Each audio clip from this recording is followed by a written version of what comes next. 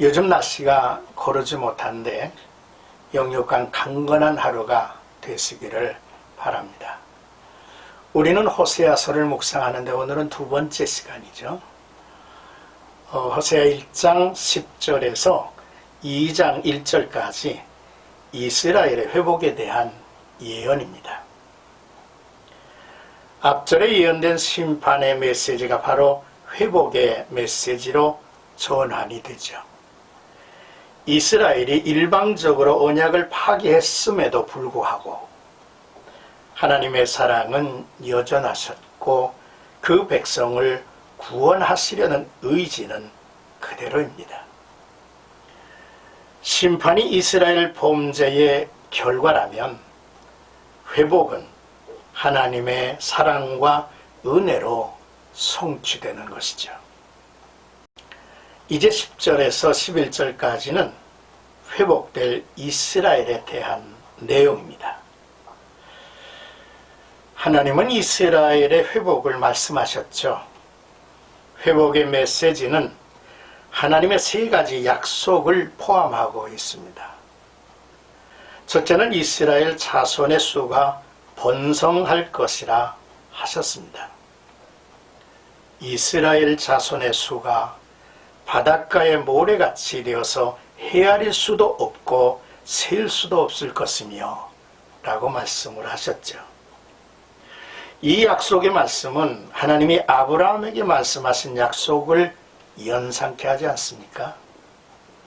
내가 네게 큰 복을 주고 네 씨가 크게 번성하여 하늘의 별과 같고 바닷가의 모래와 같게 하리니 네 씨가 그 대적의 성문을 차지하리라 했습니다. 하나님과 아브라함과의 언약은 영원히 취소되지 않았습니다. 그래서 이스라엘의 자손의 수라 함은 하나님의 회복의 약속이 북왕국에만 적용되는 것이 아닌 아브라함의 모든 후손에게 적용되고 있음을 보여주는 표현이죠. 둘째, 이스라엘과 하나님과의 관계가 회복될 것을 말씀합니다. 너희는 내 백성이 아니라 한 그 곳에서 그들에게 이르기를 너희는 살아계신 하나님의 아들들이라 할 것이라 했습니다.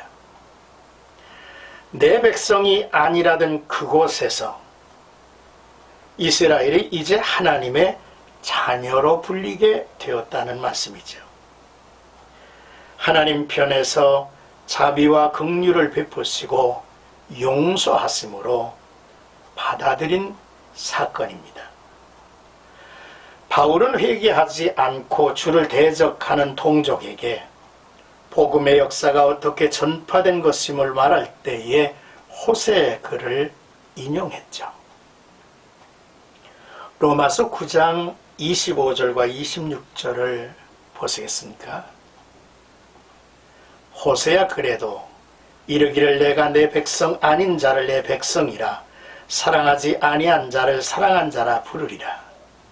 너희는 내 백성이 아니라 한 그곳에서 그들이 살아계신 하나님의 아들이라 일컬음을 받으리라 함과 같으니라. 이렇게 바울은 기록하고 있습니다. 셋째로 분열되었던 유다와 이스라엘이 이제 하나로 통일되고 한 왕을 섬기게 될 것이라고 말씀합니다. 유다 자손과 이스라엘 자손이 함께 모여 한 우두머리를 세우고 라고 했습니다. 포로 시대 이후의 일이 예언된 것이지만 궁극적으로는 예수 그리스도 안에서 이루어질 일을 예언한 말씀이죠.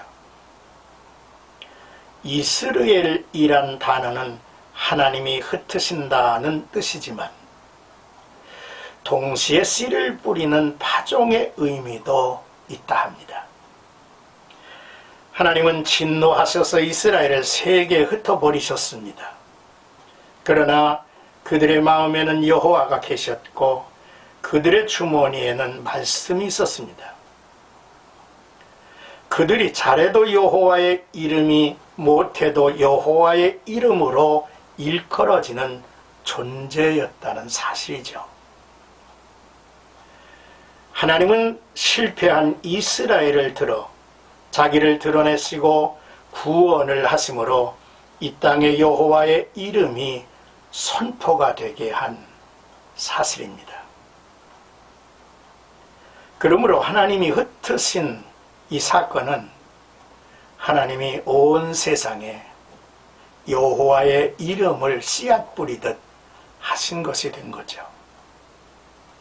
따라서 이스라엘의 날이 클 것이라는 말은 하나님께서 이스라엘을 회복하실 때에 포로에서 돌아오는 이스라엘을 번성케 하시고 열방으로 하여금 하나님을 부르게 하신 것입니다.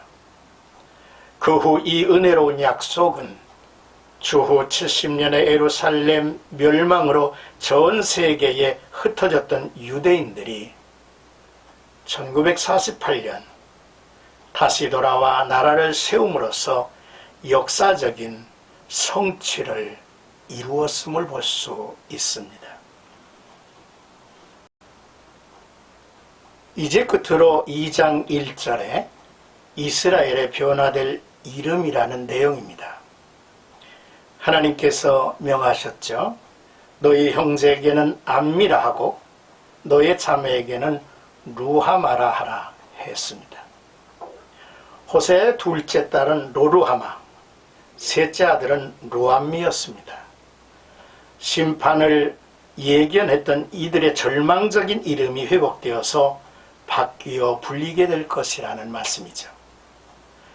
이제 내 백성이 아니다 라는 뜻의 루암미가 이제 내 백성이라는 뜻인 암미로 부르라고 하셨고, 또 사랑을 받지 못한 자라는 로루하마가 긍휼을 받은 자라는 뜻인 루하마로 부르라 하신 것입니다. 심판의 메시지는 절망적이지만 회복의 메시지는 소망입니다. 심판의 메시지와 이어서 나오는 회복의 메시지가 의미하는 것은 이스라엘의 관심이 어디에 있어야 하는지를 보여주죠. 심판이 이스라엘의 범죄에 대한 당연한 결과라면 회복은 하나님의 긍휼하심과 은혜로움으로 이루어진 것임을 이제 전하고 있죠. 따라서 하나님의 징계를 받은 이들은 징계를 징계임을 알고 받아들여야 합니다. 그리고 돌이킬 마음을 가져야 하죠. 하나님을 더욱 깊이 알고 신앙은 성숙해 갈 것입니다.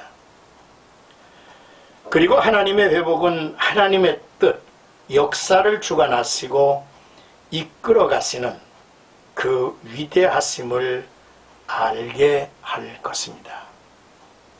오늘도 우리가 하나님을 아버지라고 부르고 있지 않습니까? 또한 하나님은 우리를 향하여 사랑하는 아들이라 여겨주셨으니 말이죠. 오늘도 주 안에서 나와 여러분들의 삶에 하나님의 임재의 축복이, 그 영광이 종일토록 함께하기를 주님의 이름으로 축복합니다.